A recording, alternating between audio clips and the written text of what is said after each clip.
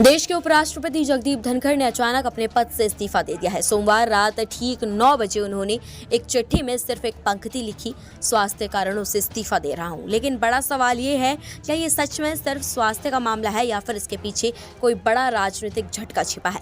इस इस्तीफे ने सियासी गलियारों में हलचल मचा दी है। विपक्ष का कहना है कि स्वास्थ्य तो बस एक बहाना है, असली वजह कुछ और ही है। कांग्रेस नेता जयराम रमेश ने प्रधानमंत्री मोदी के सोशल मीडिया पोस्ट को और भी अधिक रहस्यमय करार दिया है। वहीं पार्टी महासचिव केसी वेणुगोपाल ने कहा कि कम से कम विदाई में थोड़ी गरिमा और बड़प्पन दिखाया जाता, क्योंकि उपराष्ट्रपति एक किसान पुत्र हैं और वे सम्मान के हकदार हैं। लेकिन सरकार अब तक इस मुद्दे पर चुप है।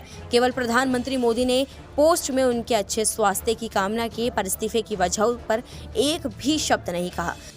धनखड़ का राजनीतिक सफर भी कम दिलचस्प नहीं रहा है।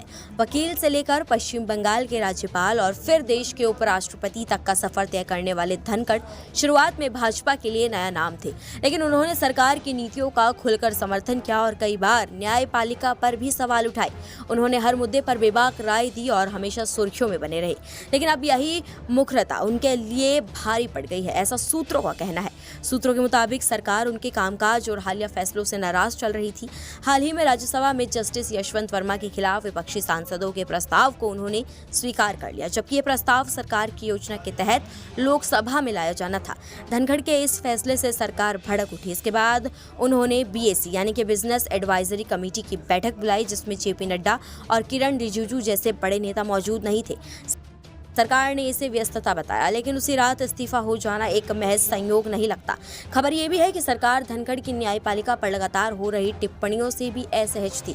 अब संसद से लेकर राजनीतिक गलियारों तक एक ही सवाल गूंज रहा है, क्या ये इस्तीफा स्वैच्छिक था या फिर ये भी एक जबरन लिया गया निर्णय था? इस पूरे घटनाक्रम पर विपक्ष तो हमलावर है ही, वहीं तेजस्वी यादव ने भी इसे भाजपा के नीतीश कुमार को लेकर मजबूरी से जोड़ा है।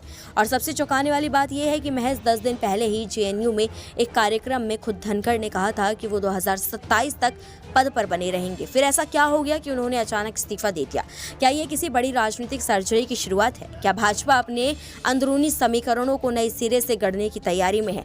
और सबसे अहम सवाल, क्या अब देश के दूसरे सबसे ऊंचे संवैधानिक पद से हटना भी राजनीतिक रणनीति का हिस्सा बन चुका है? नमस्कार, मैं हूं मानक गुप्ता।